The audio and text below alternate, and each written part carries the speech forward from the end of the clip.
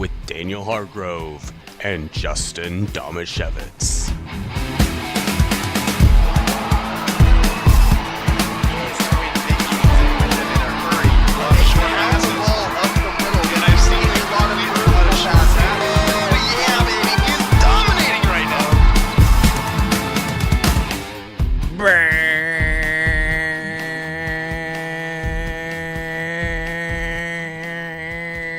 You went a little boss-eyed there. Yeah. Did that. You know, when you're a boss, sometimes it affects your eyes. That was my impersonation of the buzzer sounding the end of the Caitlin Clark movie. Mm-hmm. But then I was informed that this, in fact, was the South Carolina movie, and Caitlin Clark was the bad guy this whole time. Right.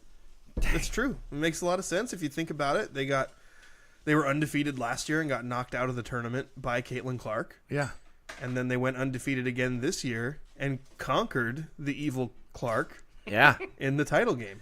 But, you know, I would have liked more build-up because all I was hearing throughout the side of the narrative from my side was Caitlin Clark versus this team, LSU. Caitlin Clark versus UConn. Caitlin Clark versus... So, who was the SC... What was their build-up? Because all I was looking across and seeing was SC crushes another team. Yeah. And then they even beat my beloved Beers. Yeah. Your Beers. My Beers on the Beavers. My Beavers Beers. Yeah. She's a stud. I think that part of it was that, like, people were looking at South Carolina as this unstoppable force. Yeah. And so it was like, they're going to beat everybody they play. Let's talk about some of these other matchups. And knowing that, you know, in the final game of their region, in the Elite Eight, there was a fairly likely Angel Reese versus Caitlin Clark matchup. It seemed to be set up that way. Yeah. And then the UConn matchup was a little bit of a surprise in the Final Four because they're a 3 seed. Yeah, and you had mentioned before that, like, the favored teams were just dominating throughout the tournament. And they usually do. Like, Yeah. in women's basketball is a lot more top-heavy than men's basketball is, so it's normal for there not to be a lot of upsets, and there weren't a lot of upsets. But UConn, I think no one ever questioned how talented UConn was, but they're super injured. They basically have, like, I think they only have 6 scholarship players on their roster at this point because everybody else is hurt. Wow. So they've been playing with that, and I don't think people were looking at them going, they're not capable, they're not good enough. I think people were looking at them going, they're going to run out of steam at some point. So talent-wise, not super surprising, especially with the way Paige Beckers emerged this year for UConn. Yeah, she's a stud. Yeah, and she was supposed to be. As a freshman, she was the National Player of the Year, and then she suffered a devastating injury. And so now she's come back from the injury, and she's great, just like she was before. It just she happens to come back and be great at the same time that there's a greater player. Yeah. That's on the other side of the court. So yeah, there was the storylines in the women's tournament were great. Like good. Like from a big storyline perspective, it was more interesting overall than the men's tournament. But like you and I were talking about, all the storylines are all Caitlin Clark related. Exactly. Yeah. So it's the Caitlin Clark versus Angel Reese and the Caitlin Clark versus LSU. That's the title rubber match from last year that LSU won. And, even though they seem friendly off the court, or they're definitely okay with each other, there was a lot of Angel Reese and Caitlin Clark don't like each other, some of the antics on the floor during the games. And then the Paige Beckers, when Iowa got to UConn, the Paige Beckers comparison was another huge storyline, because what you were hearing a lot leading up to that is what Caitlin Clark is what Paige Beckers was supposed to be. And she was supposed to be this great transcendent star, but she got sidetracked by her knee injury. Right. So that's another huge storyline. And Iowa gets past them. And then all of a sudden it's South Carolina. I watched South Carolina play North Carolina in the round of 32. It was like 52-19 at halftime. I remember you texting me that halftime score, and I was like, whoa. It was instantly not a game. South Carolina has like a 10-player rotation. Nobody plays more than like 26 minutes. I think at halftime they had 27 points off the bench in this title game. Jeez. They're so deep. And they have Camila Cordoso, who is 6'7". She's so tall. In a sport, and big and strong. Yeah. In a sport where most of the best post players are like 6'3", 6'4". Yeah. She's 6'7". Yeah. And she looks like a giant. She does. And she's really good. She looks like that Like, it looks like the comparison of that Edey guy for Purdue. Yeah, the 7'4" guy. Yeah, that's what it looks like. Yes, exactly. It's crazy. But then on top of that, South Carolina has several different players who are just knockdown shooters. Yep. And they have other size outside of Cardoso. Yeah. So they were dominating. I think What they had a great name too, Cardoso. Camila Cardoso. I think she had. That's a boss name for a stud big 5 player. Well, and she's such a great rebounder. I was gonna say big guy, and then I was like, does that work? Is it still called a man defense? I think so. Okay. Yeah, it checks out. I think Cardoso is so great too. Like, she's so strong and so great. She occupies so much of the box outs that, like, she's a great rebounder. But whether she's getting the rebounds or not, South Carolina's gobbling up all the offensive rebounds because they'll have other players swoop underneath because so much attention is being paid to boxing out Cardoso. Yep. So, yeah, I mean, they're a great team with a ton of depth, and it showed. Like, they're just a buzzsaw in the way that UConn's been a buzzsaw in the men's tournament. More so, probably. Yeah. It's nuts. Yeah. Sorry, Andrew's really hurting my ability here because after the national championship was just on, now it's like old Griffey highlights, and I am just totally hosed. Like, oh, and there's Edgar Martinez. Like, what's going on? Thank you. Hannah saved the day by turning off the TV. There was no chance. I had no shot. No shot.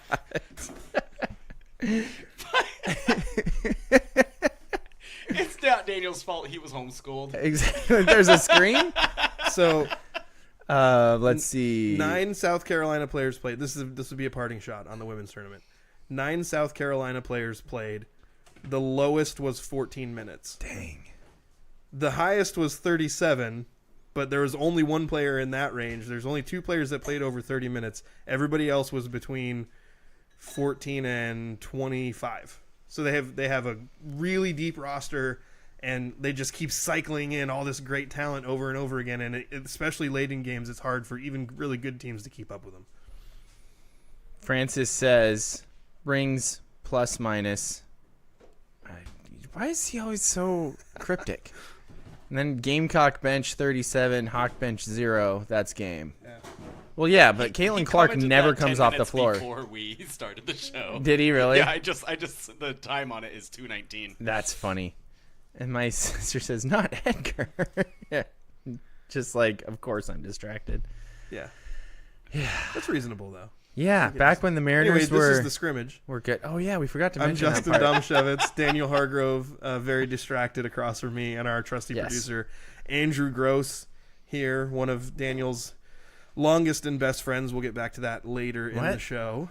Aren't you one of my longest and best friends, too? Yeah. Are we going to get back to that? No. You'll see when we get there. You're going to like it. I'm worried. Let's get 2-minute drill. Let's go, huddle up. Gotta hurry. Hey, 2-minute situation. 44 seconds, hand the ball around. Gonna do it right. 3 jet Buckeye on 1 right 3. The 2-minute drill starts now. A blockbuster trade happened in the NFL last week when the Houston Texans acquired Stephon Diggs from the Buffalo Bills. Daniel, with the addition of Diggs as well as free agent signings of running back Joe Mixon and pass rusher Danielle Hunter, are the Texans poised to be a true contender in the AFC? Is that how you pronounce his name? It's spelled like Daniel. I always thought it was Daniil. Is it? I don't know. Anyway, yeah, the Texans... It's spelled like Danielle, and I don't know who he is, so... But he's really good, apparently.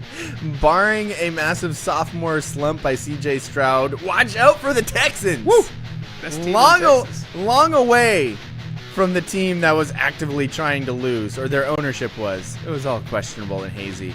Despite a 30-point performance by Caitlin Clark, Iowa lost to undefeated South Carolina in the NCAA women's title. Did you write this before this happened? No. Justin, can Clark be considered the greatest women's college basketball player of all time without a national title?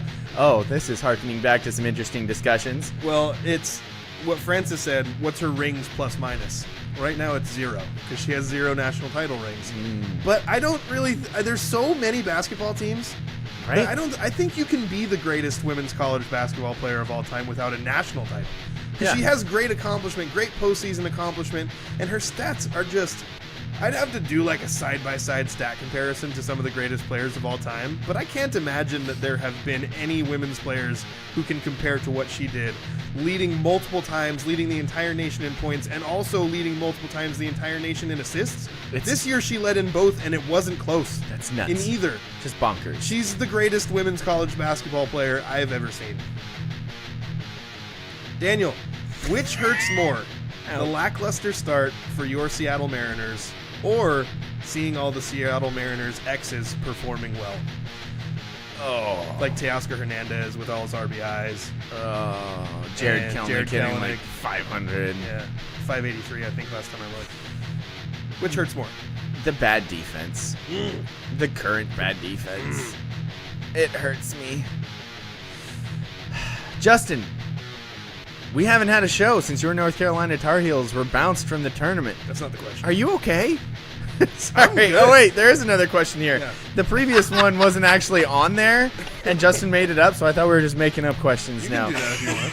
UConn and Purdue will square off on Monday for the NCAA men's basketball title. Both are 1 seeds. Justin, will UConn be the first repeat champion since Flo Rida in 2006-2007, or will Purdue continue the trend of being the only 1 seed to lose to a 16 seed to then follow with a national title?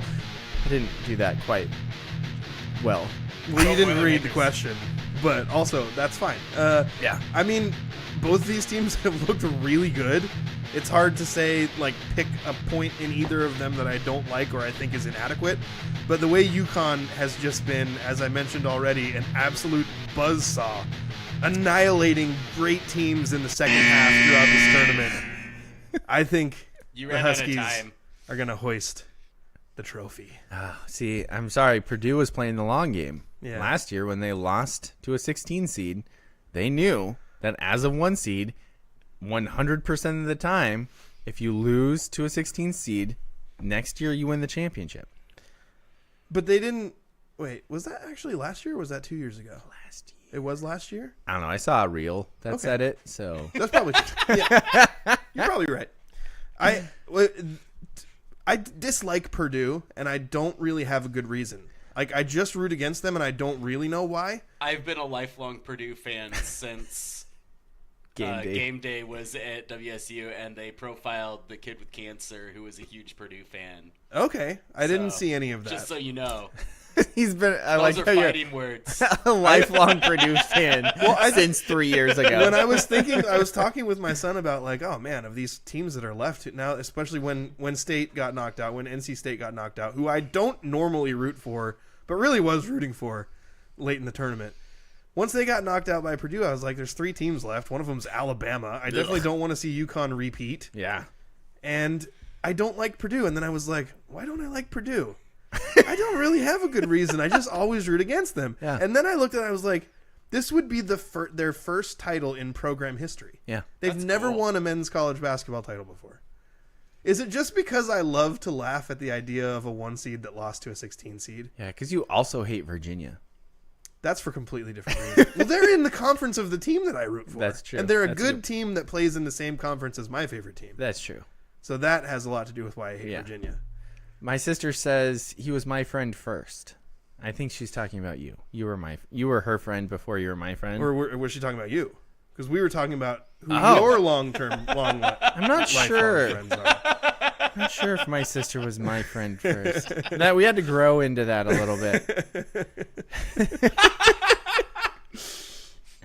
She says Justin, not Andrew. Andrew is weird. All those things are true. Yes. Yeah. Rude but true. I was her friend first. Andrew is weird. Yeah, that's accurate. So I'm definitely rooting for Purdue because I think it would be hilarious if this happened twice in a row. Okay. 1 seed loses to 16 seed next year. Also 1 seed also wins it all. Mm-hmm. Like if that happens 2 years in a row, that's not 2 years in a row, but 2 times in a row. That's bonkers. Yeah. Agreed. Yeah. And because it's crazy of how many teams there are in the tournament. I've already lost my bracket wager with Skylar. Dude. So Skylar's going to come on the show next week. Yeah. Oh, good. He'll join us via Zoom, and I will have to... Are you sure he doesn't want to come in person? Oh God, what are you doing to me? Just Andrew. So I will have to, between now and then, purchase some sort of Duke apparel. I will wear it on the show. And Skylar's going to come on and make fun of me. Yeah. Obviously, because we just have that kind of relationship. Yes. But also, I'm excited to talk to Skylar about, like, the baseball team. Baseball stuff. Exactly. Like, he plays on a really good Monty baseball team. He also is committed to play college baseball as well. And so I'm curious to ask him some questions about his visits and how he arrived at that decision, if he has advice for other kids going through the recruiting process, as we do when we talk to these people. Yes. But also, if we wanted to cancel Skylar's appearance, I'd be fine with that. You guys should, when I initially said that, I didn't take a vote. You know, it was bad job by me. Yeah. I just said, you went rogue. In my defense, I didn't think I was going to lose. Yeah. You never do. I never do. And sometimes I still do. So that, but if I didn't do it democratically, so we could vote secret ballots whether or not Skylar should be allowed to come on. You guys just write yes or no on a paper, give them to me. I promise I'll be honest about what the vote results are. Andrew and I are wondering why this needs to be secret ballots. I feel like that's a violation of the Open Public Meetings Act. It's exactly the same as when it was like, no, everyone, mail-in ballots early, months early. Don't worry. We won't do any deception in the presidential election. Don't worry about Same it. thing. Just give me your ballots. I promise I'll be honest about the results. Yeah. About that. Justin seems trustworthy. He seems trustworthy. That didn't go well for you. No. Not only did you have a Very poorly. really bad showing for you personally when it comes to how these brackets went, Yeah. but Skylar was like one of the top brackets for the longest time. I haven't checked back for a while since mine was absolutely decimated. Like mine was worse than yours, I'm pretty sure. But I think I finished 28th out of I think we had 45 brackets or something, and I finished 28th. But which is not good for you. no, it's not good. What happened? I did a bad job. Did you just do a worse than normal job, or are there other? So Was it Okay, an so unusual Skylar- tournament? if it weren't for the fact that my favorite team is the team that I picked to win the title, I would have picked UConn to win the title. So then I would have had a better bracket, but I still wouldn't have won. So you got a little bit bit by homerism, Which which is okay. Maybe I would a be little proud bit. of that personally. But I that am was- proud of that personally. Thank you. But I only got Skip's one. gonna win? Yeah, he is. Yeah. Is there still an outside chance that Steve Poehler could win if Purdue? We had one bracket that was near the top that had Purdue winning, but I don't know if he can make up enough points. to Okay, beat so Skip. we need Steve would lose by 3 points. Okay, so Skip's gonna win. So someone from Eatonville is winning our bracket challenge. Are we still going to give him gift cards to Grace Harbor? I think that's like only it. fair. Okay, good. That way Grace You know Harbor what though? wins. Skip will be happy. He likes Grace Harbor, and he loves some of the burger places that we have around here. So he'll be happy for that. Where's mine? Oh, I think Way down there. it is. Probably not as Dude. far as mine. What? Peyton lost to my wife. Oh. Ouch. That was the I was bracket that 21st. Daniel said was wild. Yeah, beat me. my wife's bracket was wild. You beat me. We should have done the bracket wager between the two of us. I beat you? I was 28th. So I think I was 28th. So if you were 21st, am I wrong? You're 33rd. Justin also hasn't looked at it in a while. I looked at it yesterday, but I must have looked at it before the. My wife's was 29th, and I was 21st. Okay. Well, we can move on from this. Too. It's fine. We can. We don't I'm fine need with to. that too. Yeah, we can move on. Yeah. You asked Sorry. me during the 2-minute drill. Yeah. If How I are you was doing? okay. Are you okay? I was. I was getting texts from people who were legitimately worried about you. I was fine. I got multiple texts saying, "Should we be checking on Justin? Yeah. Is Justin okay?" Yeah. I was Were fine. you fine? Freaked out, insecure, neurotic, I had- emotional. Such a good night on Thursday. I haven't seen that seminar. Italian job quote. I had such a good night on Thursday when the Tar Heels lost. Really? So Did you win the lottery? full disclosure, I wasn't home. I watched most of the game on my phone with no sound. Oh, did that help? Dude, or remember hurt? the year when I was Is on that a why walk they when lost? That's why they lost. Could be. I don't care. Do you remember the time when the Beavers were in the Sweet 16 and I watched it on my phone on a walk and you questioned my fanhood, saying, how could you let this happen? You were on a walk. You were watching it somewhere on your phone with the sound off. Mm-hmm. Was it like a kid's concert or something like that? Was it like your wedding? I thought he was already married. I'm just trying to think of reasons it would be okay. Is this like one of those like rom-coms where it turns out you haven't been married due to some technicality? No, I was at a fundraising concert for Aberdeen High School that was a benefit for it was a Pat Wilhelms Memorial concert, and my wife was performing. Okay. And on the short list of things that would ever take me away from a Sweet 16 game for my favorite team, I never had a doubt in my mind whether I was going. So when my wife sang, no game on, when she was off the stage, I watched the game with no sound and listened to the choir. And there's still a really good chance that if just a normal situation, I would have been really upset when I got home. My team lost. But I was so uplifted by seeing first of all, like Pat Wilhelms, for those who don't know, was the choir teacher. She also did a lot of the drama stuff at Aberdeen High School for a really long time. Mm-hmm. She was one of the most influential people on my wife as a teenager, probably the most influential non-family adult in her life. Yeah. And then continued to be engaged and friends and work together. Post high school, they led a choir together. And I think as we've seen just the way that a lot of the music programs, the band programs, the choir, and all that stuff have depleted in our high schools, and it can be a little discouraging. I watched what the Aberdeen High School choir was able to put together, and their auditorium is beautiful, by the way. It's really so nice. Amazing. Yeah. Like, it's better. It's awesome. It's better than like almost any venue that we have locally that you could go do something like that. But seeing the show they were able to put on, man, there's so much talent there. There was excitement. Like when the different choirs were taking turns going up, the kids in the crowd were just going nuts for their classmates. And it was just a very uplifting experience to see how much passion there was in local music at Aberdeen High School. And also being able to see my wife go up there and sing a solo to honor Pat. It was very moving. So it was hard.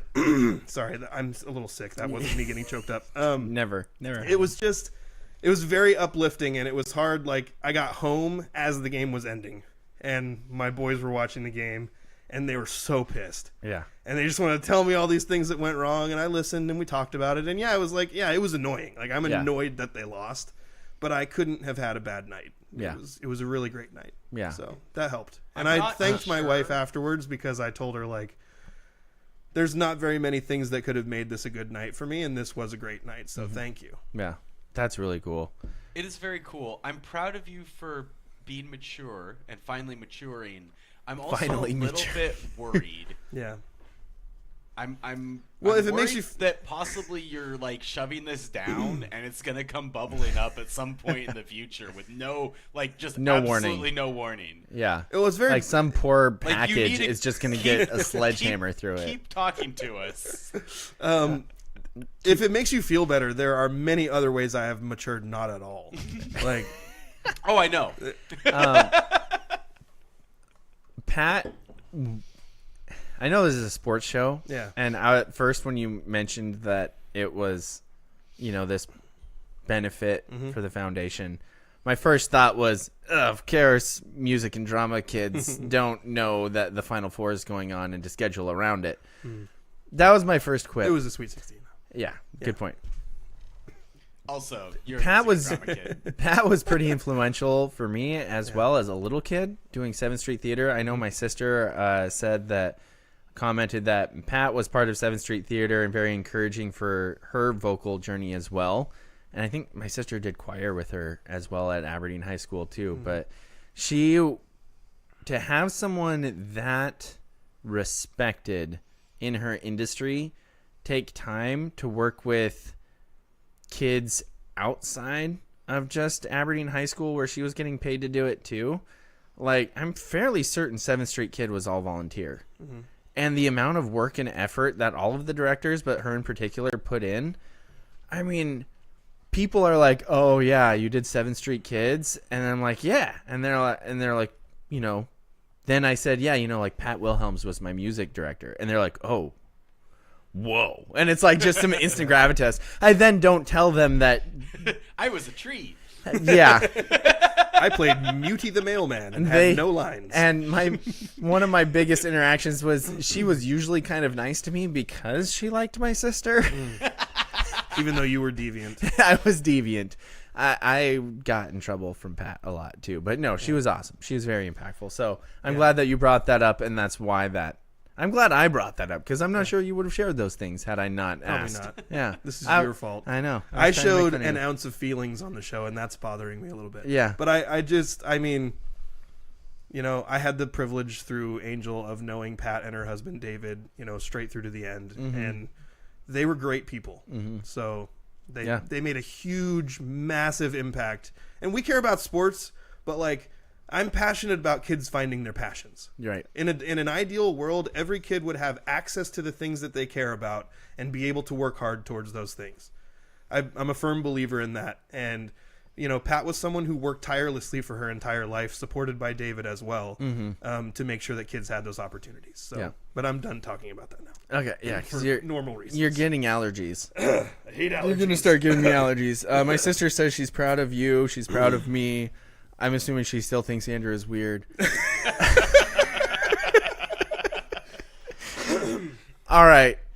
Want to move on to my favorite part of the show? This is going to make you smile. Yes, I am very excited. Serving questions up on a silver platter where the points are made up and the rules don't matter. Time for Stump Daniel. Stump Daniel is brought to you by the law office of Jeffrey A. Domashevitz, no relation. What's the A stand for? Daniel, as previously mentioned, Andrew Gross is our producer, and he is also one of your longest lasting friendships in your life. One of the people you've known for a really long time. You guys went to college together. Yeah. Played sports together. Yeah. You know, you've been through highs and lows in ways that most friends haven't. Don't make me get allergies. And what I want to know is how well you know your producer. So no. I have asked Andrew. I have asked Andrew a series of questions. Initially I told him I was gonna write the answers on cards like they do in the Newlywed Game. Oh yeah, and we'd have and to hold he was it gonna up. hold it up after you say it, but I didn't we made a special shopping trip into Aberdeen yesterday, and then I forgot to get the card stock that I was gonna buy, so I didn't do that. But I do have his answers in front of me. Oh. So your task will be to figure out how Andrew answered this particular question. Okay.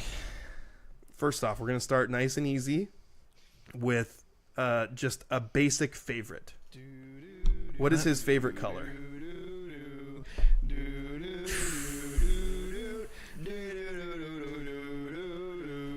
Andrew's favorite color.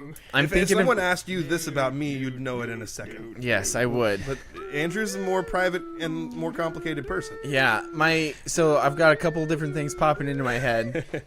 One is Crimson Go Cougs. Okay. But another answer just popped into my head. So you've got three options. You know what Andrew initially told me when I said I was going to send him a series of questions? He just said, under all the answers, you can just fill in none of your business. Which actually would be the most fitting way for Andrew to answer all these. Okay, so I'm going to answer this one, but I also have a follow-up that I think he might have gone with too. I'm going to say black. But then Andrew will probably be like, no, black's the absence of color. Gosh, dang it. My other thought was Octarine, which is from books. So you wouldn't know about that. I respect Octarine. I was a little bit too normal, Daniel. All those are wrong. Dang it. All of them are wrong? It wasn't one of those three? His favorite color is green. And how did you not know that? You're a bad friend. I'm a terrible friend. Okay. I don't think I've ever asked him that question. Question number 2. We're going to keep it easy. That one was easy. This one's easy too. Oh, you're the worst. A basic favorite. What's his favorite genre of music? Oh, how specific. Just get into Andrew's Death brain. metal. Does that qualify? Give that to him. Does that qualify? Ding. Give that to him. He said metal, Okay. which I thought was just like, what am I looking for here? Very general. Metal is a Genre? thing. No, I- it's a physical. Oh, it's thing. It's a type of mineral. It's a physical. It's a thing. It's a mineral. There's a word I'm looking for that I can't think of. No, that's because I'm stupid. Daniel, you're 1 for 2. Good job. Okay. I thought you'd be better than 50%, but Shut up. You absolutely know that I'm not going to be better than 50% on this. for And I Andrew, loathe you for this. for Andrew, what is his favorite moment in sports history? Oh, his favorite moment in sports history is when the Cougs beat the Huskies when he was there. Was that at Husky Stadium? Or was it at... Do you want to change your answer? Or Yes. did That's I not know what he In my said. defense, Did I know Andrew better than Andrew in my did? defense, I had cancer brain at that point. That's a good point. That's a good point. Yes, Daniel is absolutely right. That was also what I would have guessed. My favorite sports moment ever is when the Cougars beat the Huskies in the Apple Cup, literally the same night that I was let out of the hospital a day early.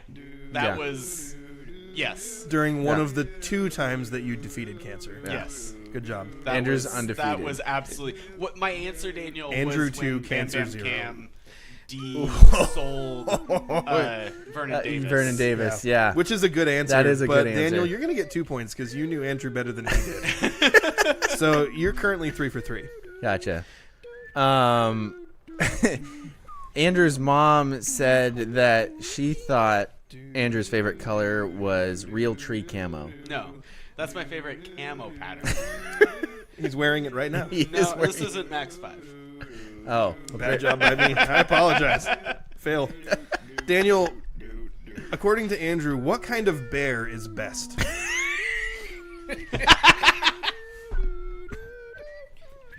What kind of bear is best?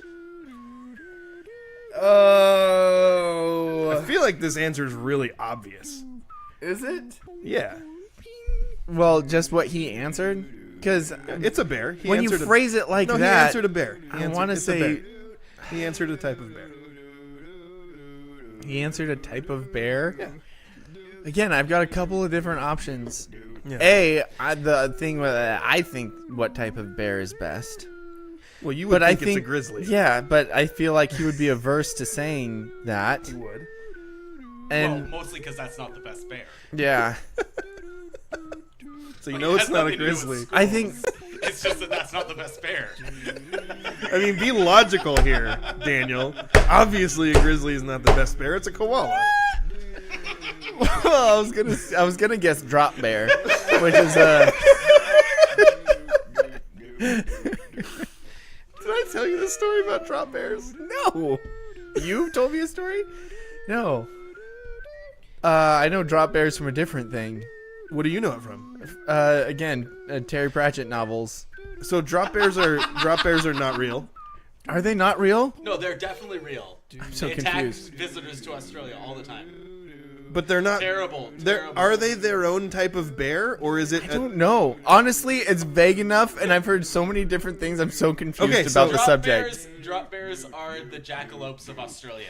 Aren't they just koala bears that attack people? They're the jackalope of Australia. So they're not real. No, they're not Oh, real. so they're not Okay, koalas that so- attack people. So Peyton played basketball last year with Yeah. Brian Stevenson, who moved to Grays Harbor From Australia. from Australia. Okay.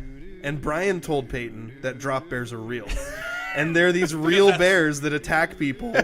And he believed him. And then later I looked it up and I was like, dude, I can't find anything about real drop bears. It looks like it's just a myth and Brian was messing with you. Anyway, that was my drop bear story. Black bears. To answer the question. It's obviously Polar bears? polar bears. How could it be a black bear? Because the quote. That was a misleading question. Was it? Yeah, you phrased it in the office quote. Next what question. type of bear is best? Black bear. You planted that incorrect answer in my head. Next question. I'm blaming you for this. You're 3 for 4 still. Next question. Bears beats or Battlestar Galactica? Or wait, Bears beats or Battlestar Galactica? Yep. Dear Lord. I'm gonna go with beats. Ooh, I'm sorry, that's incorrect. Andrew answered yes. Fair. Fair. I really like Andrew's answers to these. This next one. This is the best Stump Daniel you've ever done. Next question is, and I'm gonna this one. If you don't get it exactly the way Andrew answered it, I'm gonna give it to you as long as you get the correct answer. Ducks or Huskies? Ducks or Huskies?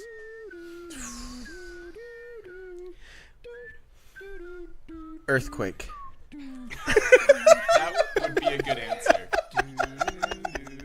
What Andrew actually answered, and he said it's a good answer, so I'm gonna give it to you. Okay. Andrew answered everyone greater sign, Huskies greater sign, Ducks.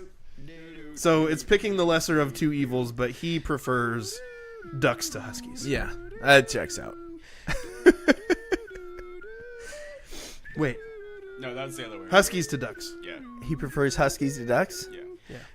I'd rather see the Ducks lose than.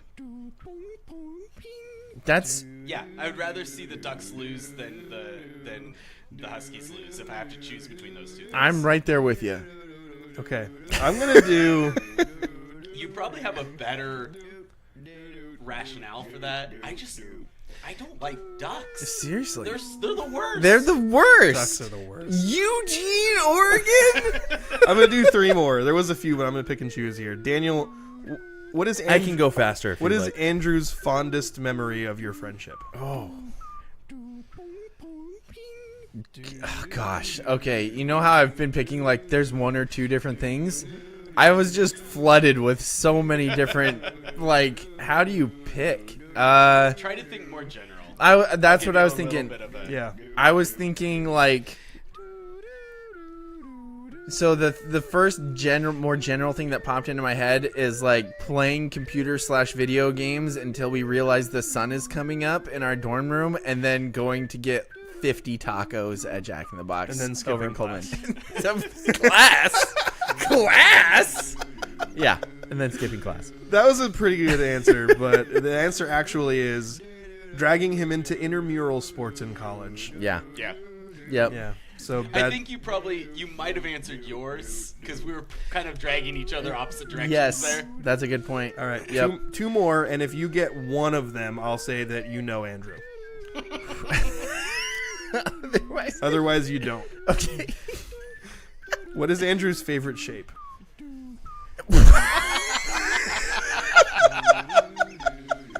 This one is a very hard one, by the way. That's what she Andrew's said. favorite shape? Yeah.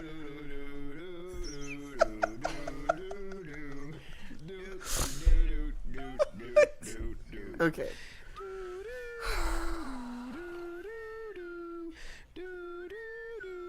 The answer is not in or out of.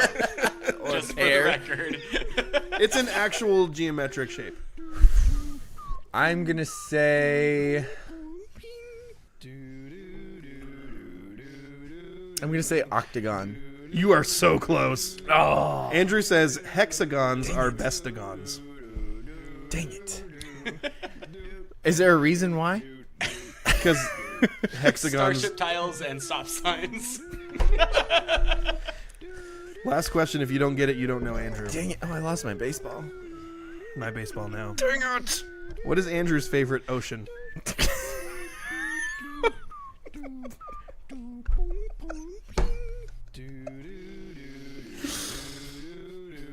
Ocean of lies. No, that's not it. Pacific. Ooh, I'm sorry, that's incorrect. It's the Pacific Ocean. You do not know your producer and one of your best friends of many, many years.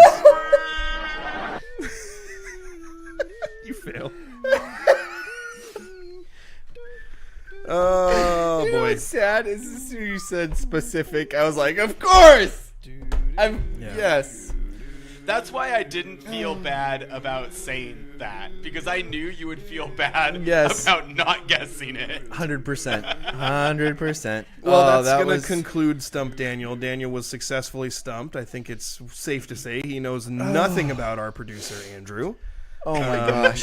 We do have a lot of good stuff coming up. We have a local sports roundup. We're going to bring Forrest Wargum, our friend Forrest Wargum, on via Zoom, and he's going to talk about a road trip that the Monty Boys baseball team was on where they picked up some big wins. We're very excited to talk with him about that. And we also have to name a Spivey Athlete of the Week.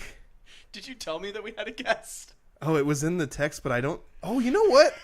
Did we ever confirm it? I said, should we have a guest? Panicking. And I never said we have a guest. I'm going to effort that. Would this be a time for me to say, let's make you do two producer things at once and play a commercial? Yeah, or should totally. we do... I can do that. Okay, well, let's do that. We're going to take a quick break, and then on the other side of that, we got a bunch of local sports stuff to talk about because so many things happen. Are we doing... Yeah, we'll do the break Daniel doesn't have to read. Yes. I was going to say, if it would help you, Andrew, I could read my break. No, you're fine. Okay. This is my fault. Sorry, guys. Break time. Break. Do you have a legal situation and need someone on your side? Let the law office of Jeffrey A. Damashevitz be your advocate. If you've been the victim of medical malpractice, suffered a personal injury, or need representation with real estate law, small business law, or estate planning, let Jeff Damashevitz put his 29 years of experience to work for you. Call Jeff Damashevitz today at 360-612-3991 or visit damashevitzlaw.com. That's DAMASIEWICZLAW.com. Thank you again to our sponsors, the Law Office of Jeffrey A. Damashevitz and Spivey Realty Group, the sponsor of our Spivey Athlete of the Week. I'm Daniel Hargrove. That's Justin Damashevitz, our producer, who you all know way too much about now, and he might have to kill you all because of it. That's probably true, actually. But you'd have to find him first is the problem. And he lives in the woods. Well played. That's Andrew. Daniel's embarrassed about how little he knew about Andrew. Yes, I'm a little. You didn't even know that his favorite ocean was this specific I ocean. didn't even know that hexagons were the besticons. Yeah. When I texted Andrew to ask him if we could do this, Yeah. I thought it was a 50-50 shot. I thought there was a pretty good chance he was going to be he was going to do the Ron Swanson, no, none of that stuff's anyone's business. Right. And I was like, we'll keep it light. We'll make sure that nobody knows anything they don't need to know. Right. I'll ask you your favorite ocean. What kind of bear is best? We'll keep it simple. Yeah. I should have gone with polar bear. Yeah. That's the one of all of the things. I think that's the one that I'm most upset about is I didn't say polar bear. So you have a high moment and a low moment because there was the one question that you knew Andrew better than he did. Yes. And then there was the low moment of not knowing polar bear. Yeah, polar bear. Although you did blame me for that. Yeah. Absolutely. And all of that, my favorite part. So there's the high moment, the low moment, and the favorite part. Yeah. The favorite part is when Bears beats or Battlestar Galactica. His answer to that was priceless. Yes. It was a very Andrew answer. Yeah, it was perfect. Well, before we get into the local sports roundup, which we have a few things, and I'm going to give Andrew some time so he doesn't have to worry about playing the bed, we'll talk about one thing that was sent in to us that kind of relates to Athlete of the Week as well, but it's an update from the Monty 11U Bulldogs baseball team. Yep. So I want to say congratulations to those kids, first of all. They won a couple weeks ago. They're playing in GSL, and they won a silver bracket championship a couple weeks ago. And then last weekend, they won in the gold bracket. They won the GSL Easter Cup on Saturday. What is GSL? Because in high school, it's Greater St. Helens League, isn't it? Or is that GSHL? Yeah. Oh, what's GSL? I forget. Sorry, it's probably a weird side note, but I was just curious because I couldn't remember what GSL was. Anyway, GSL baseball. So awesome. I mean, they're playing against some tough competition with this. So lots of top kids in their age group playing in GSL I've seen before. So it's a huge accomplishment to get that done in these tough brackets. Oh, Nothing immediately on the GSL website wants to tell you what GSL stands for. It just talks about the GSL tournaments. I'm sure I could figure it out if I dug a little bit further, but it's just one of those local, not local. It's one of the organizations that hosts baseball tournaments. Right. I think probably the same way that USSSA does and stuff Right. like that. So Absolutely. so they won in their silver bracket, and then they won in the gold bracket as well. Is there a platinum bracket? Probably A diamond bracket? I assume especially because of the way I'm basing this on video games, so this is a bad thing. But like, gold is kind of mid in video games Isn't that now. so but weird? I'm not saying gold is mid in this, but I'm assuming there's something higher than gold. Yeah. Because also, like, if you just went bronze, silver, gold, you're gonna have more than 3 levels, I would assume, in these tournaments. So there's probably somewhere still for them to achieve. But they've won these 2 tournaments in 2 different levels. It's so weird that gold has been made mid. Like, why not just add layers below? Because But there's, instead, like, they added layers up platinum top. and diamond, Daniel. Yeah. I told my That was son better than gold? because it became a thing. I think with like Siege and stuff, there's like the lowest level is copper, so it became a thing. Like, if kids are trying to say you're bad at something, they'd say you're copper. You're copper. You're copper. And then I told my son when he was in like gold level or whatever, I was like, well, I'm platinum diamond, and he's like, Dad, that's not a thing. And I was like, you just don't know about it yet. Exactly. Have you seen the reels of that guy who's like a teacher and he's trying to gaslight his students into thinking that they don't know Gen Z terms, and so he's just making up terms? Yes. Those are some of my favorites. Some of those things are starting to catch on now. But I did get from this Bulldogs 11U team, I got the full roster, so I just wanted to go down the list of names and give these kids a shout out for winning those 2 big tournaments over the last few weeks. So congratulations to Tate Eaton, Micah Eaton, Larkin Gadrich, Austin Maldonado, Jackson Amstutz, Riker Chatham, Keaton Silva, Tyson Jones, Wyatt Lalonde, Eric Barnes, and Braden Mills. We do have an Athlete of the Week nomination. There's a lot of recognizable last names in there. There really are. Yep. A couple of Eatons too. Yeah. But yeah, we have a Athlete of the Week nomination that came from the outside for Riker Chatham as well. So we'll talk about that. He was the MVP of the tournament they won, the gold tournament that they won over Easter weekend. So we will get to that when we do our Spivey Athlete of the Week nominees. Sorry, I'm still trying to find out So- what GSL stands for. Andrew, if we're ready with the Zoom, you can send me the link anytime. I'll send it to Forrest and we'll get him on. All right. I'll send you that link. Okay. I am also excited for our mailbag section today. Yeah. Just a little tease for the future to give Andrew some time before we make him play a bed while Which part also are you doing excited other about? things. We had some great questions on Facebook. Yeah. Somebody asked what type of food is the best food for a food fight. Mm-hmm. I'm excited about You that have some discussion. strong opinions about that? I do. Okay. I mean, there's a few different ways you could go with it. Yeah. And I think that requires ample discussion. There's also what if you could choose to be one animated character, which one would it be? Yeah. I mean, a couple different names jump to mind very quickly. Mm-hmm. And then yet there's some very big downsides to the names that popped into my head. Yes. I think all pretty much would have up Right? and downsides. Because the best characters also have some pretty big conflicts and obstacles they have to face. Yeah. Do I want to face the Fire Lord? I don't know. I don't know if I want to do that. Oh, were you thinking Aang? And maybe you ruined the tease. No, you didn't ruin the tease, but I kind of ruined the tease. That's not the character I would choose from that show. Well, yeah, that's the other thing. Yeah. Would I choose Aang or would I go with one of the other characters? I'm on the edge of my seat trying to think of who Right? you're going to say. I know. I'd be Sparky Boom Boom Man. The giant with the cyclops that shoots lasers out of it. Is that his official name? No, that's just what they called him. That Oh. Yeah. okay. Anyway, So- the link is sent to Forrest, so as soon as he is ready, he will jump on and we will chat about baseball. No goals update this week. They must have had... It was spring break. You know, so it's- I've got a goals update. Do you? Yeah.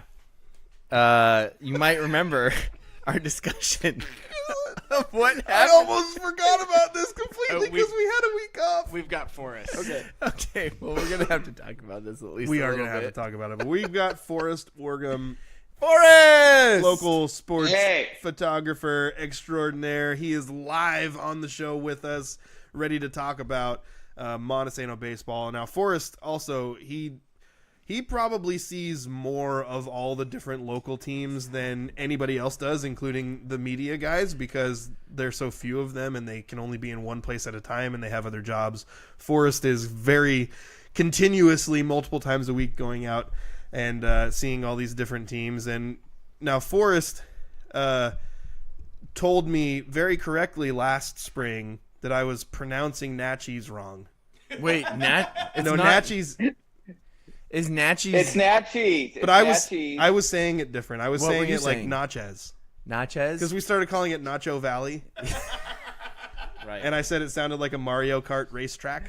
Yeah. Nacho Valley. But it's Natchez. Natchez. So Forrest, who has lived previously in Natchez, is that right? I lived in Glebe, but went to Natchez. Okay. And for people who don't know, Natchez is kind of near Yakima, west of Yakima. Oh, how you said Yakima has shown how we have grown as a show, because we both used to say Yakima, and now it's Yakima. Anyway, so Forrest was over there. The Monty baseball team went over and played 3 games across 2 days against some really good teams. And I know we don't like to put too much stock in the RPI, but La Center is one of the teams they beat on Friday, was ranked 4th in the RPI. Also, Natchez Valley has been one of the best, if not the best, 1A baseball programs in the state in recent history, and they beat them as well. So I know sometimes, Forrest, it's hard to, like, when you're thinking about naming an athlete of the week, it's hard to pinpoint when you have a team like this. But tell us a little bit of your thoughts about what you saw when you were over there and what stood out to you. What stood out to me is that the team as a whole just really played well together. I'd seen Montesano play a few times, and there was a little reservation I had about them. I wasn't totally convinced they were as good as they were last year, but after watching them play this weekend, I don't know. I no longer have those reservations.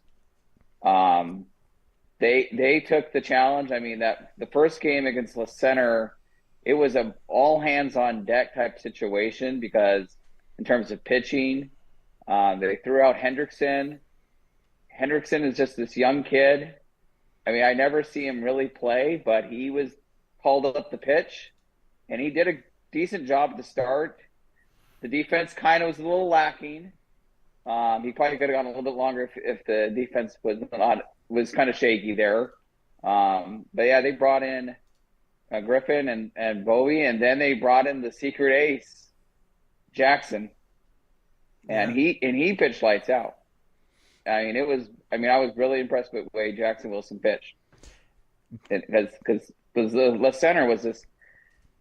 Center brought the bats. One kid just smacked a home run off of Bovee, like right off the bat, and it did not look like they were going to win the game until Torn hit a 3-run home run. Nice. So I'm not sure how much you can tell as you're trying to take pictures and stuff as a photographer, but Jackson kind of, what I would think of Jackson as the crafty type basketball player that I just watched him play. Sometimes I forget that he was also the quarterback, because my most recent thing is that he was a basketball player. Yeah. I just expect him to just throw really good junk, like breaking pitches. Or does he just throw gas like a quarterback? I'm so confused. He throws gas. Okay. I was sitting next to the center parents when he was pitching, and the guy's like, he's like, it's the hardest thrower they've seen all day. And I'm like, he never pitches. I've never once seen him pitch, and he's just throwing heat. And they have good pitching depth. Getting the job done. So that's really good to know, especially for their. I mean, it's super early, right? Like, it's super early, but if they're wanting to do damage in the playoffs, pitching depth is huge. I think they're 12-2. Like, are we that far into the season that they've played? They've played 14 games. That sound already? right for us? They've played a lot of games. I think they're 12-2. Wow. So and they're good. Like, they're expected to be one of those playoff teams at the end. And you mentioned, Forrest, you weren't sure if they were going to be as good this year as they were last year. And I think we kind of go through that with teams that have been continuously good. We go through that a lot. But, losing players like Caleb Ames and Denali Harris, and I'm going to embarrass myself by forgetting. There was like 5 seniors who started last year, and they were good. They were a really good team. They made it to the state semifinals, and yeah, you always wonder how you're going to replace those guys, but then, you mentioned Colson Hendrickson. He's a freshman. So you have other freshmen coming in, Colton and Caden Grubb coming into play that help fill those roles. And you have Tyson Perry coming in to help fill those roles. Torrin Kreitz, who's a sophomore, coming in to fill those roles. He's the one who hit the game-tying home run against La Center. So you've had these guys step up into those roles, and that makes a huge impact for this team. Yeah, and then like in the second game, and it was just Colville's just not as good as they were last year. I mean, they struggled, but they struggled against all 3 teams. But and Monty just put on the hit show. The paper says it was 12-6. It was 19-6. Oh, I mean, it was they just pounded them with hits. I mean, everyone was hitting. They had like 2 innings where it just seemed like they went through the order. I mean, it was like everyone. Wilson came in again to close out the game. And then Saturday was the big game. Yeah. And there's a little, Natchez did not start the way I understand it, Natchez did not they threw their number 1 guy out there on Friday because they have a big rivalry game with Sela on Tuesday. So they wanted him fresh and ready to go. And so, but Natchez's pitching was really good. I mean, all 3 of their guys, I mean, I assume their number 1 pitched the whole game. Their number 2 guy against the center pitched the whole game. And the 3rd guy pitched the whole game as well. So who pitched that's the one game we don't have stats for is the Natchez game. Who pitched for Monty that game to hold them to only 1 run? Cam Taylor. Cam Taylor. Okay, not surprising. Nice. Cam's really emerged over the last couple years as a top level high school pitcher for sure. For sure. Yeah. He pitched 5 innings. He did 5. He went out for the 6th inning. Couldn't quite get out of it.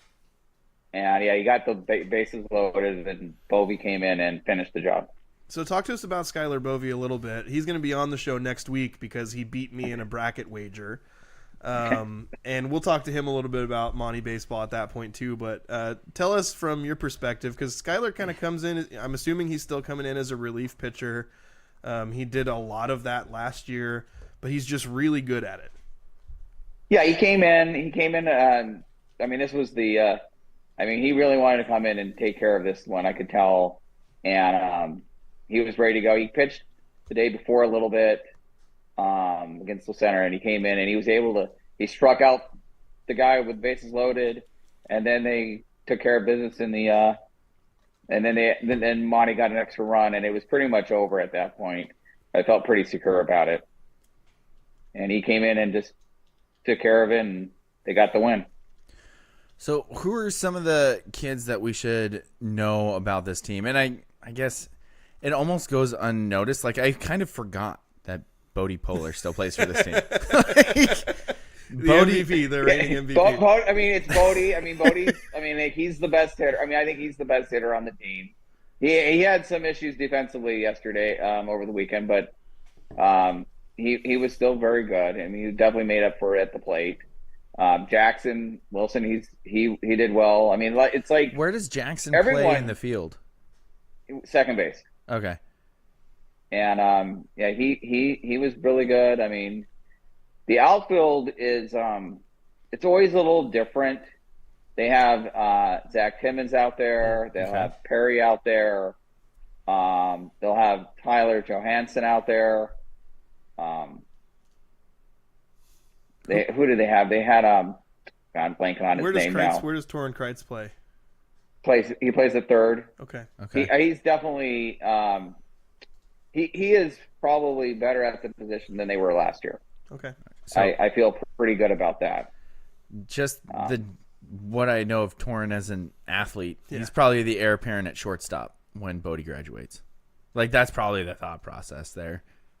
I would think he's probably more of like the stereotypical shortstop than Bodie is. Yeah. Like Bodie's really good in the field, so he'll be great wherever you put him. But like Torrens, that like strong arm, big body, great athlete, great speed. Gotcha. Yeah. Who plays first base for him especially when Cam's pitching? Who plays first?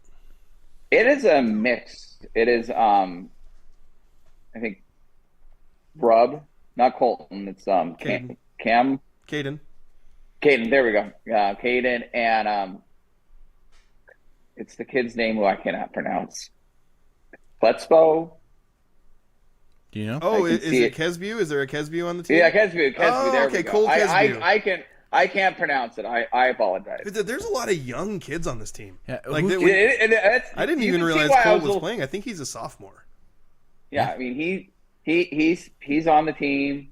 Yeah, he plays first, or it's Grubb. It's one of the two.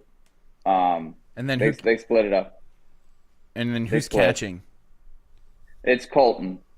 Colton Grubb's been a great catcher for a really long time. That doesn't surprise me at all. Not shocking at all. Yeah, man. Yeah, I mean, so many baseball questions I want to ask, but also I just want to say, like, if we get Bodie on our wiffle ball team, we can totally take down those kids. Sorry, our wiffle ball team. Beast Bode. # Bodie bombs. Daniel, you've been relegated to the old guys team. That's a good point. The thing is if Bodie gets on our wiffle ball team, then I am no longer on our wiffle ball team. We don't know how many of the kids are going to be able to play. Dude, we're a destination wiffle ball team. We're going to get a whole bunch of transfers in. There's a bunch of guys in the portal. We got to check it out. So much NIL money.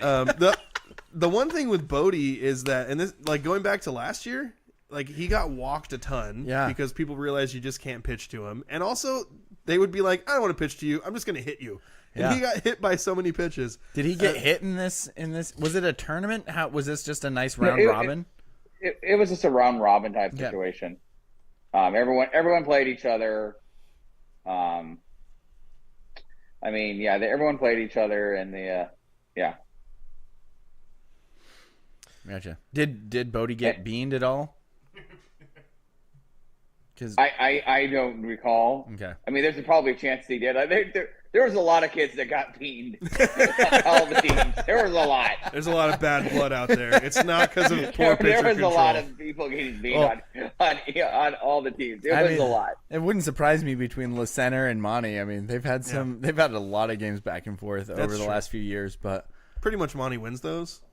So and on that one, that LaCenter game, I mean, it was, Colton got hit in the head to score the winning run, but it was a lot of like, I think both coaches weren't playing their best pitchers on that game. Gotcha. More important games are upcoming. That makes sense. Yeah. So I guess I'm curious, kind of as like a last question before we move on, is what is your impression? I think probably what's played out so far is that of our local teams in this league, Monty's baseball team has the best shot of doing something in the playoffs. Elma is good too. Yeah, they look good. But Monty did just sweep Elma in a weekend series. So if we're looking at a team that, last year already proved they could get to the semifinal, they got a lot of talent. What's your impression of this team and what their ceiling is? Like, what's the most they're capable of? And did this win over Natchez kind of like, how big of an impact was that in your thought process of how well they can do? Well, I think they can get back to the semifinals. There's no doubt in my mind they can get back there. I think it just comes down to, because I spent the day on the way back home today. I tried to rank Natchez, Tenino, Montesano, and LaCenter. Mm-hmm. And I had LaCenter fourth, but it was very hard for me to place a ranking between the other three teams. And I could because Tenino beat Montesano, but Skyler was starting. They had some serious field. They had some throwing issues that kind of helped Tenino get the lead and build a lead. And I'm really interested to see how when they have the doubleheader in Tenino, how that's going to be, because I expect Cam to pitch, I expect Grubb to pitch, And so that's what and then Natchez, I think the one thing with Natchez is that they're really good at fielding the ball. I mean, the pitchers, they weren't struggling for the third pitcher like the other three teams were.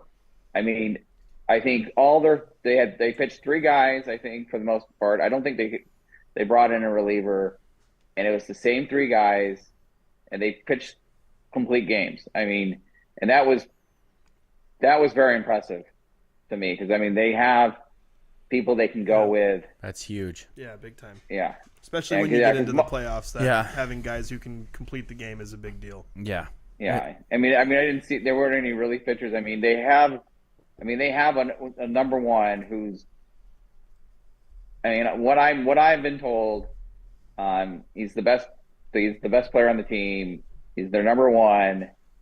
And, I mean, he dominated them in last year's spring break game. Yeah, so before we let you go, Forrest, I just wanted to say for those who are out there who don't know, Forrest has been not only someone who provides us with great photos for a lot of our graphics, not only our Athlete of the Week graphics, but also he was the one who provided all the photos, or almost all the photos, for our defensive all-league teams. He also joined us for voting, frankly, because Forrest knows ball, and I couldn't think of any other media members who would participate that have seen all the teams necessary. Yeah. So actually, Justin showed me a picture of the one of Jackson, and he's like, I kind of want to just pick Jackson as our player of the week just so we can use this photo. The one he's diving for the ball that you just took. Oh, no, he's not. Is he diving, or he's trying to like hand it off to second base? Yeah, that's what I was wondering. Is he diving, or is it just a shovel? Either way, I was like, to me, that picture is dope. It's a dream shot. That is like awesome. I looked at that and I should have just appreciated it, and instead I was like, man, I just envy. Like I've shot so many baseball games and I've never got anything close to that cool. Yeah. So yeah, we wanted to say thank you for not only being a part of our show by providing photos, but also Forrest has. As he's been on the road, he's sent me results of things that have happened and has been extremely helpful for our coverage. For sure. So go to Forrest's website or check out his socials. Forrest W. Wargam Photography on Facebook. You can also find him on Instagram and check out his website. He has great galleries from all the local teams pretty much in a lot of different sports. So thanks again, Forrest, for joining us, and we'll definitely have you back on again sometime soon. Okay, no problem. All right, thanks, man. Thanks, Forrest. Yep.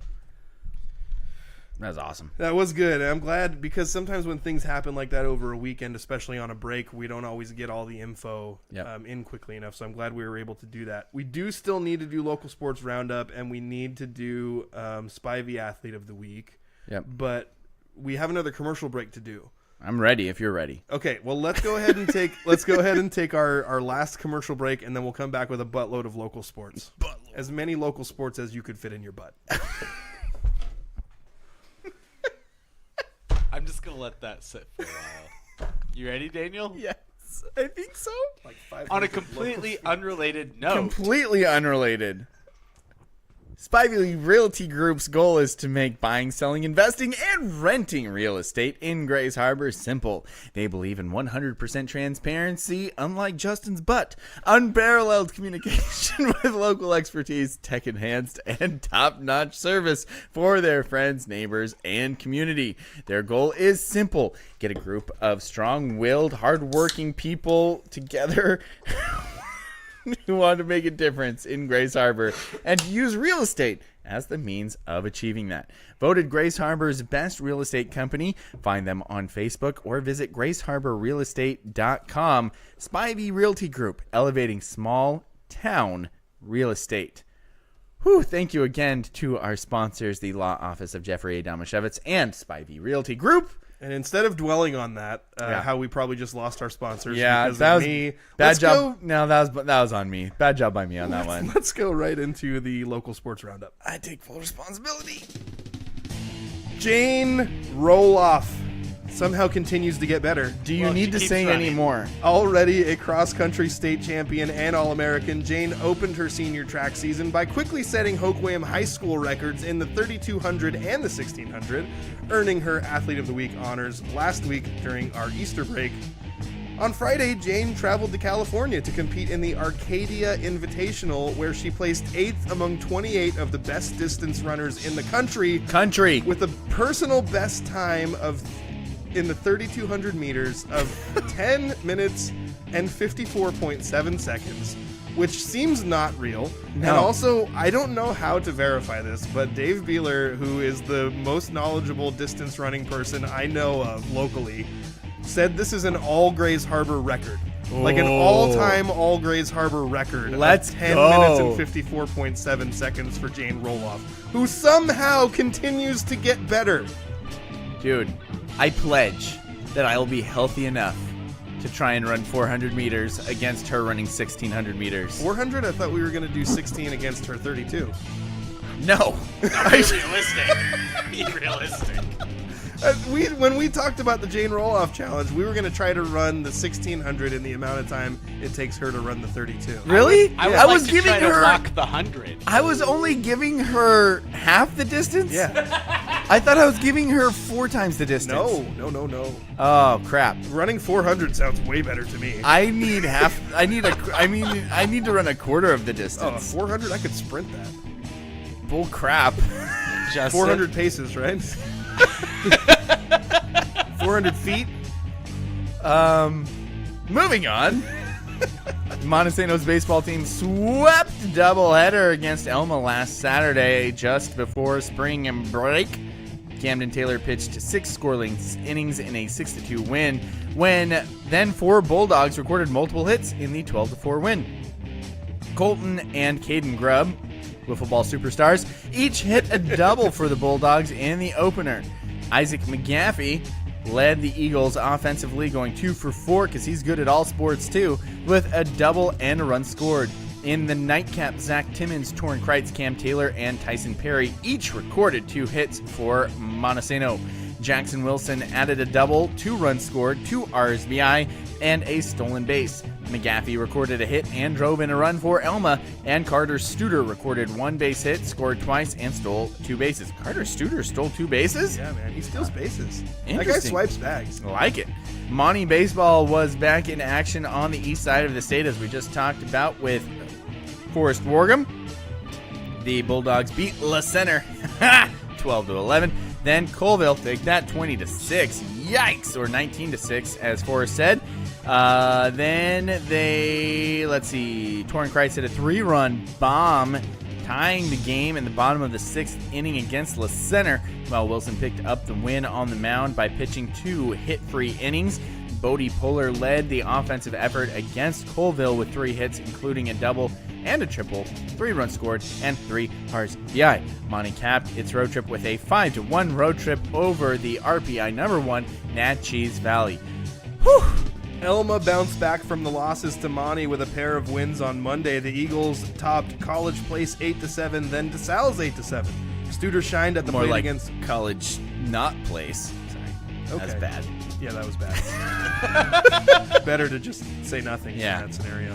Yeah. Studer shined at the plate against College Place, hitting 3 for 4 with a triple, 2 runs scored, and 4 RSBI.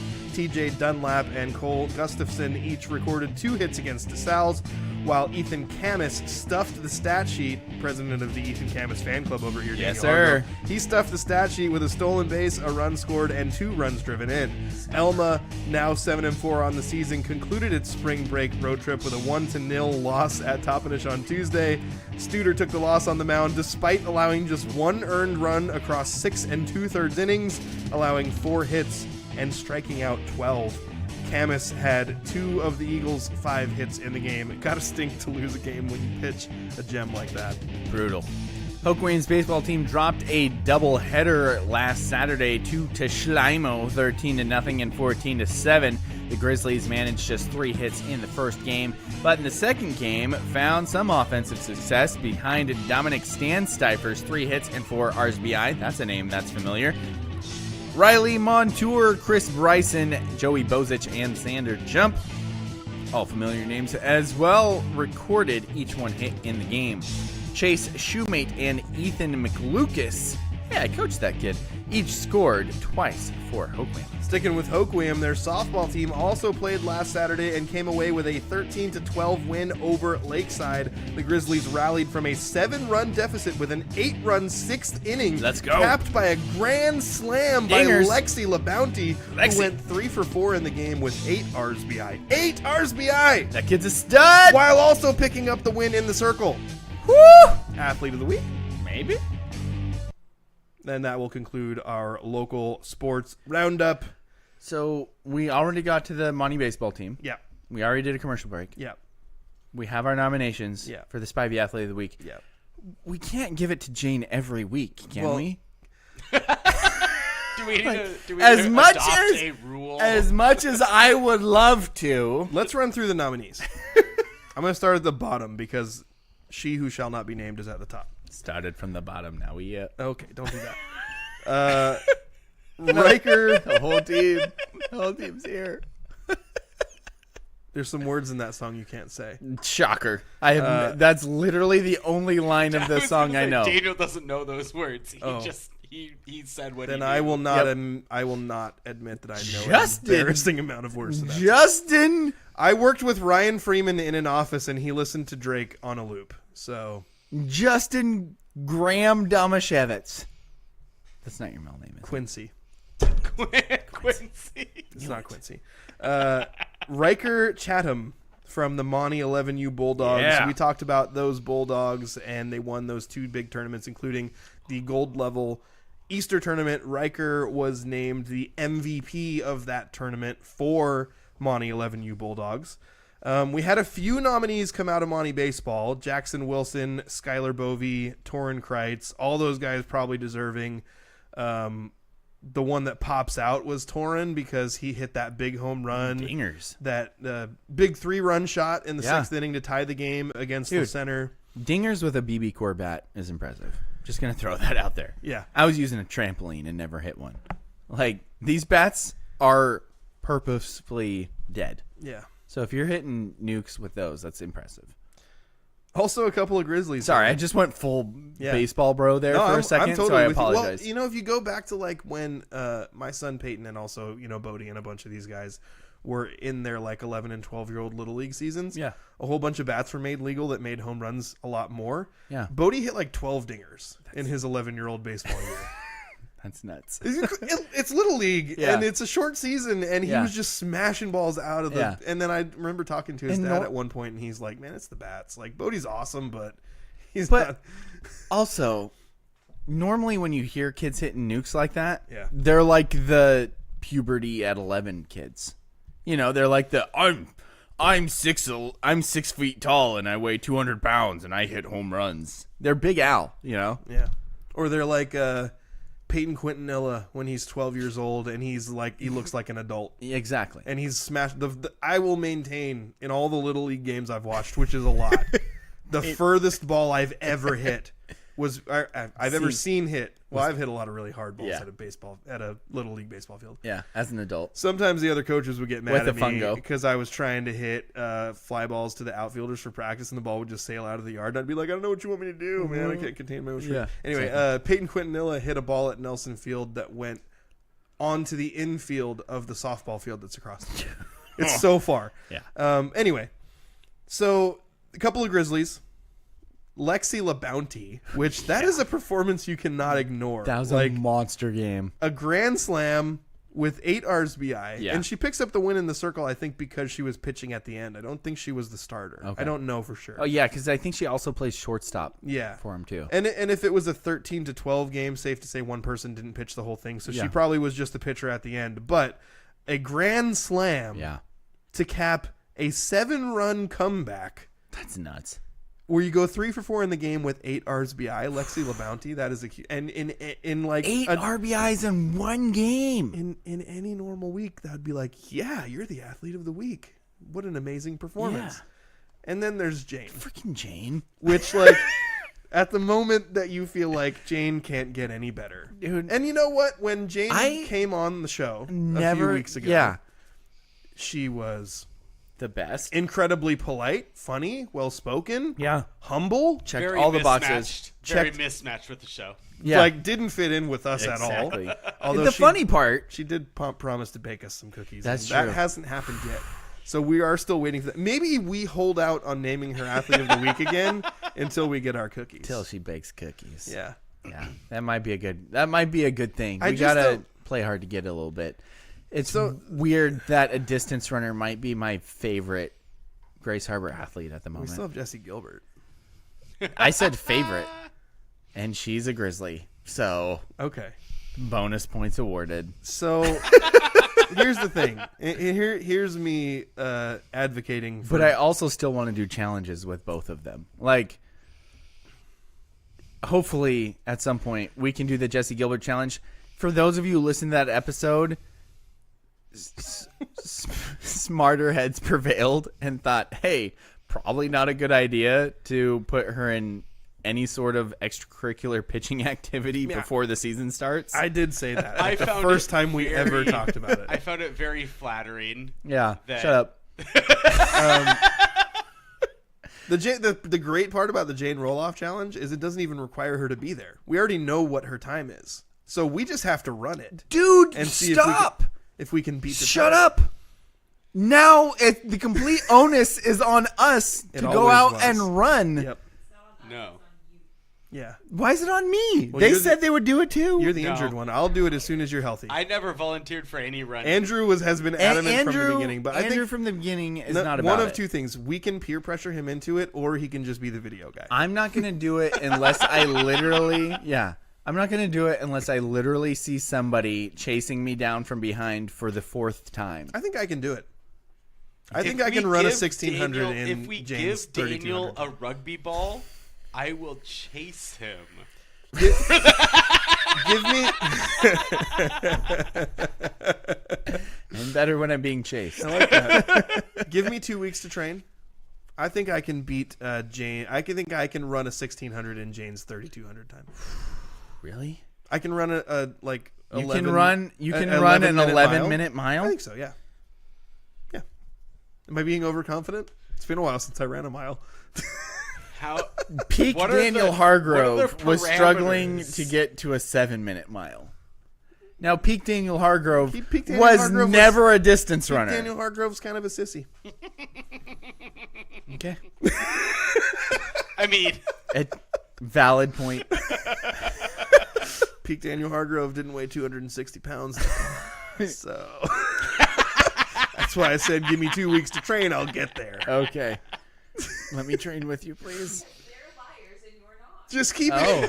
just keep. Hey, I'm not the one who's typically delusional Yeah. about my athletic ability.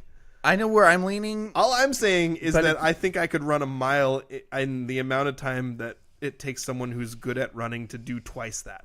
I'm saying that I want to run a quarter of the distance as she's running, and did I really say that? I'm an I idiot. do not want to run. I am saying I do not want to run. Andrew doesn't want to run. He can be the video Who guy. would any listeners out there like to join us in the Jane Roloff challenge? Yes. Who thinks they could run? Who's not? mile. Thinks you can in her run 2 mile. half as fast as Jane Roloff. Yeah. That's all I'm saying. Is like I only have to be half as good as her. For a long time. For a long time. I'm also like I could be half as good as her for a short time. 100. I didn't Yeah. say I could run a 32. I probably can't Daniel, run a 32. do you think you could run 100 faster than Jane could run a 200? At this point, Oh yeah, I- I could. Yeah, for sure. having spoiler alert, had to say having that. I just don't mean hurt it. my Achilles again. No. Oh, we are totally responsible for that. I feel like we goaded you into that. We'll get to that in a second. Okay, we need to name an athlete. Of the I week. know where I'm leaning, and it's purely because we haven't gotten cookies yet. I'm leaning Jane Roloff because how could we not? how It's could 3 weeks running, though. And we haven't got cookies. Isn't it 3 weeks in a row? 3 weeks in a row? we I think do we the had another same one in per- there. Hold on, let me look. Well, I mean, yeah, there's no rules. So we can do whatever we want. Well, Let's see. have we? Has it been? No, 2 weeks in a row. So this would be 3 weeks in a row, This which would is what be- I said. Oh, I thought you Isn't said it? we had already done it 3 weeks in a row. Oh. I'm sorry. My No, bad. I was saying, can we do it 3 weeks in a row? Yeah. When the first 2 times we gave it to her were because she broke a school record each of those 2 times. So here's the problem with this situation, Justin. Yeah. It's early in the season still. She could break the record every freaking week for the way out. She can't do that. But what if she did? Just think about some of the things. It's not even really that She early in broke the season Grace anymore. Harbor record. It's like mid-season at this point. You're right. She just broke the Grace Harbor record. Yeah. But what if she keeps breaking it? The unverified But it's Grace Harbor record. but it's her own record. So if she breaks her own record, that's not as cool, right? So Lexi LaBounty then? That's where I was leaning. If it wasn't Jane, it would be Lexi. That's where I was leaning. So Jane Roloff or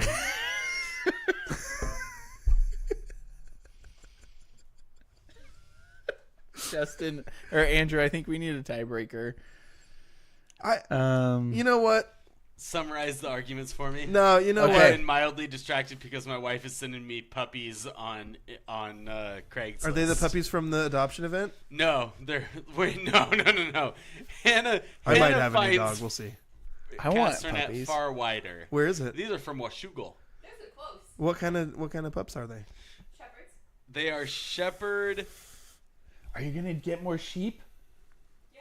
Dude, our sheep They're our shepherd sheep tasted so Bernese. good. How old are the puppies? Our sheep tasted so like, good. Like you German shepherds? you did such a good job. I assume they're crossed with Burmese, but I don't actually know. We do have sheep. We'll have more sheep in a month or so. Do I get to eat them again? I don't think so. I was sending Hannah pictures of You have puppies, to come over. and she did not fall for it. We're only doing 2 this I year. tried to Gotcha. when I was feeling the urge to get another puppy. I tried to send Hannah pictures of puppies so Smart. that they would get the puppy, So you could pet the puppy. and she did not go for it. Because it was a doodle. Oh, she doesn't like doodles. Well, no, I tried to send you the Pax doggies too. Remember? I've done multiple attempts here. There was a giant. What's the Pax doggy, but it's more floofy? What's the more floofy version of? Pyrenees? Yeah, The like purebred Pyrenees. there was one in the just in the middle of the street, Yeah. like at the Yes. corner up here. Yes. From The a distance, neighbors- it was the hard to neighbors tell have it was a a lot of dog, to be Pyrenees. honest. 'cause I thought it so- was a sheep for a second. Yeah. I feel like we got sidetracked. Yeah, we did. You were going to summarize Andrew. the, Here's the thing. Jane just set what possibly is the Grace Harbor record for the 3200 of all time. For is the season over yet? no, it's halfway through. She keeps breaking the thing. She keeps breaking it. She's so good. Yes, but we've already given her Athlete of the Week 2 weeks in a row. Yes. That's and the she's gonna Jane. break this record again. Probably. That's the Jane I don't know, information. That's really fast though, and these are the fastest runners that she's going. That was in This is the- California. This is the fastest group she's going to run with. So as Oh, far as really? like people to push her Okay. this far, So she. That's a good point. But halfway State through might- the season, she should be in better shape. Yeah. I never ran. But Jane track. never stops running. I swam. She's always Jane in. is never in vague- any so better or I'm worse shape than familiar with always. the idea of like endurance sports, but Yeah. I don't really know tracks. Yeah. You guys are not true Jane So- Roloff fans. Oh, you don't know how. I'm the biggest Jane Roloff Daniel fan has besides a Jane Dave Roloff Beeler. jersey. I've seen it. I'm the you I know what? want one. I'm gonna team up with Dave Do they Beeler put and Chad na- Allen and form the Jane Roloff fan club. And Do you they can't put be in names it. on the back Terrible, of the 'cause they jerseys? just do tags, right? Yeah. I never thought about this, Dude. but that's terrible. I want a track jersey with roll off on the back of it. That's what I want. He'd feel faster. Yeah. And I'd have to wear it during my race against her time. Andrew, the other thing that's in question here and why I'm leaning this another Grizzly. Lexi LaBounty had 8 RSBI in one game, including a Grand Slam home run, and she got the win pitching. And the Grand Slam Yeah. home run Hold up. was the Grand Slam was a game winner. That was it a walk-off? It capped it. Well, I don't know if it was the top or bottom, so I can't say. Okay, there but wasn't it was- a lot of it detail was in the the article, game but winner. it said it was that the 7-run deficit was erased by an 8-run 6th inning, and it was capped by the Grand Slam by Lexi LaBounty. Game-winning Grand Slam, 8 RSBI, That and win. takes it for me. Okay, Because because we don't have cookies, we don't have cookies and it's the middle of the season. and you're expecting. As far as records go, Yeah. a record in the middle of the season made by somebody who has already won the award, I'm like, okay, that's expected. I'm going to wait till the end of the season when you run your best. Okay. And also, that's awesome. I hope. Yeah, I agree. Well, I can't argue with an athlete of the week who hits a game-winning grand slam and gets 8 RBIs. Yeah. Game-winning RSBI. grand slam, RSBI. 8 RSBI. Pretty good. All right. You've been outvoted, Justin. I'm actually fine with it. And you know what? If Jane could have avoided this whole thing if she had just baked us some cookies. Allegedly. We're completely All right. unbiased. Congratulations to Lexi LeBounty from Hoquiam Softball. You hit a game-winning grand salami. Get out the rye bread and mustard. And you had 8 RSBI, and you got the win in the pitcher circle. And I hear that you play shortstop, which is also the most difficult position to play, maybe barring catcher. Catcher's really tough, too. I could never play it, so I always give it extra props. You are our Spivey Realty Athlete of the Week. We're sorry that you have peaked in high school, but that is the cross that you bear by becoming the Spivey Athlete of the Week. All downhill from here. This We are is sorry. this is the peak, unless you just keep winning it week after week, which Jane does. But anyway, you could also do that. Yeah. Congratulations, Lexi. Yeah, Awesome. well done. Super great performance. Awesome, so cool. Justin, you have our March Madness coffee shop bracket update.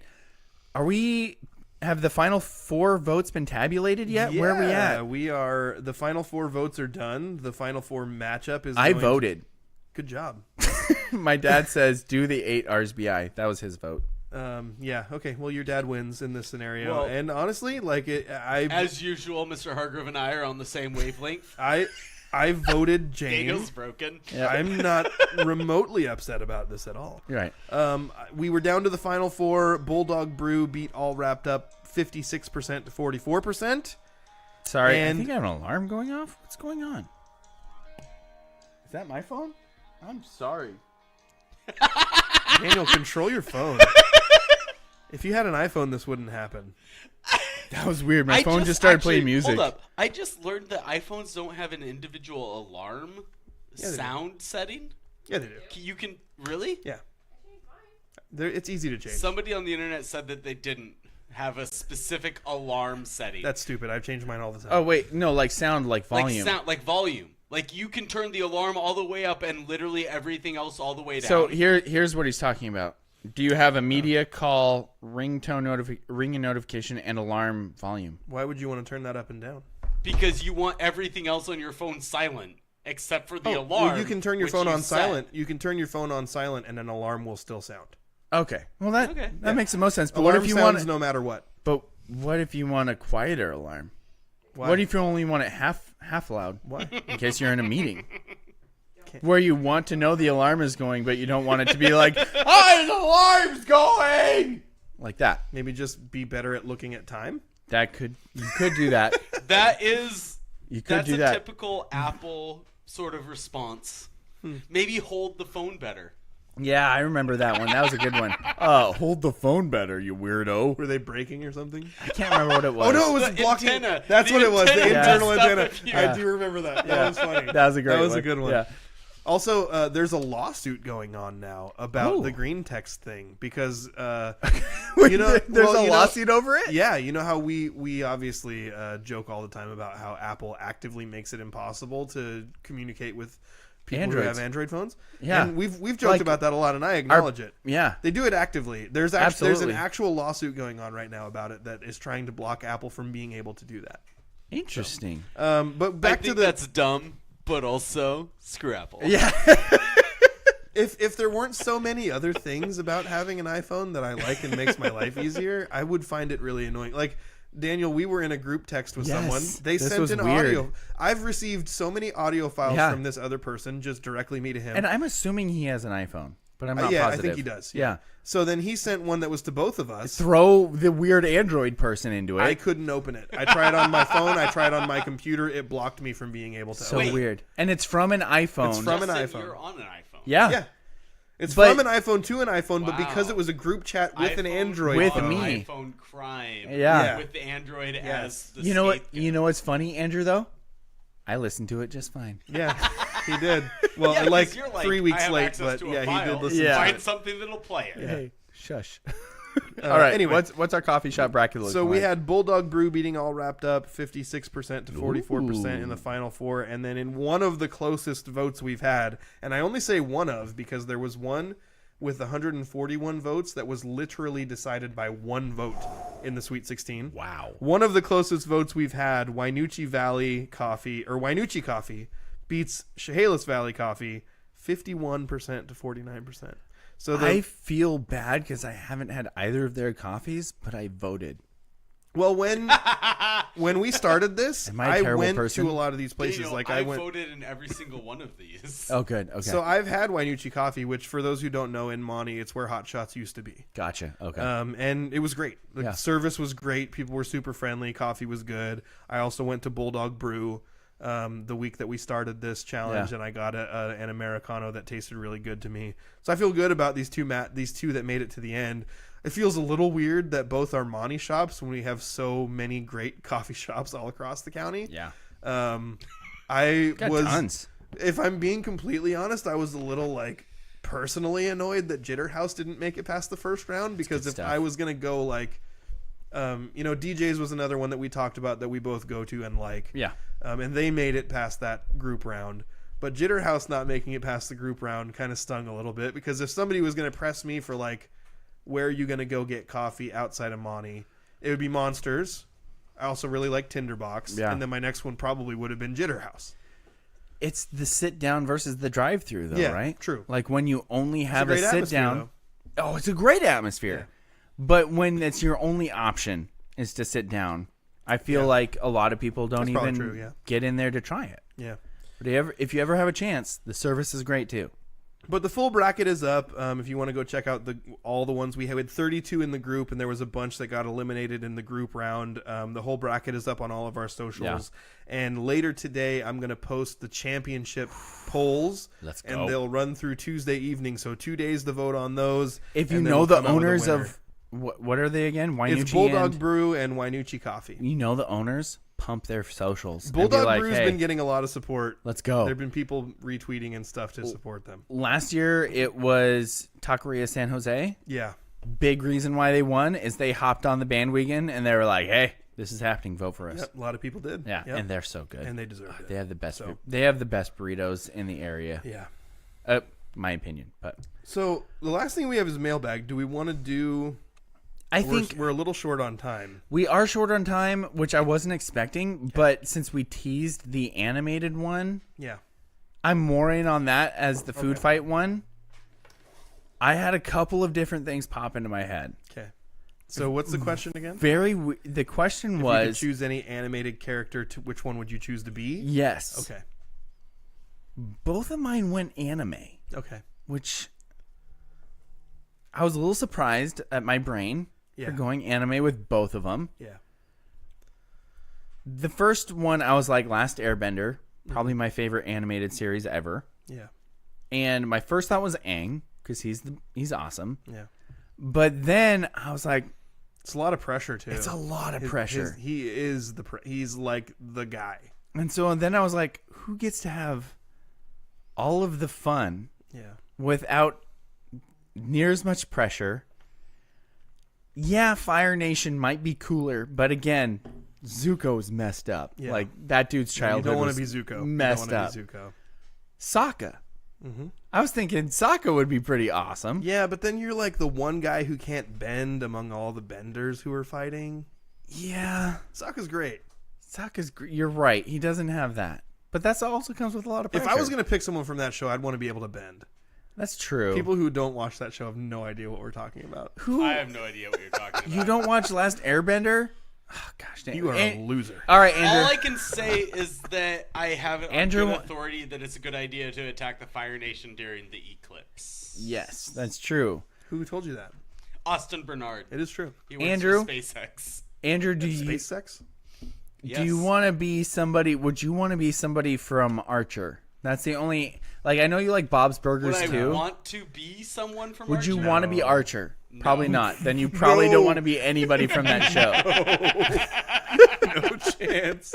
Archer's life is so hard. Do you want to be Bob from Bob's Burgers? No. I have exhausted. Oh wait, Hey, you know Venture what? Brothers. Is there anybody from Venture Brothers who you would want to be? Could I be Bob from Bob's Burgers? The Monarch. Could I Sorry. be Bob from Bob's Burgers with like a little more entrepreneurial spirit? Mm. Like, okay, so there's an episode of Bob's Burgers where he has a millionaire friend who comes and wants to invest massively in his restaurant. I would want to be Bob because I would love to do Bob's job, but I wouldn't want to like constantly be on the edge of poverty. So if I would, if I could accept, if I could change who I am, are Bob, whether we like it or not. That's the whole point of Bob. so no, then You know, the other I thing can't that choose popped to in be my a financially sick version of Bob Belcher. dude. You know what I'm noticing from this discussion? We're too old for this. Have you question. guys ever watched The Because Great we North? we start thinking of too many like Grown-up cartoons. grown up. Well, not only grown up cartoons, but the grown up problems with these characters. Yes. Like instead of just being like, "Oh, it'd be awesome to be Aang." No, we then start to go deep into like the problems that come No, with it. that Because guy- the that's other horrible. name that I was thinking was Goku. Lots of pressure. Yeah. So then I was like, Piccolo? I don't know. Lots of people from Dragon Ball Z just get their butts kicked. Like, That's such a throw. That takes me back. right? You went Dragon Ball Z. I And did. I was transported to being a 12-year-old. Yes. You know what happens to Dragon Ball Z characters? They get their butts kicked. A lot. A lot. A lot. A lot. Like to the edge of death. Yes. A lot. So maybe I need to go a different route with this. Have you ever watched The Great North? Johnny Bravo is an idiot, so probably not him. Not Johnny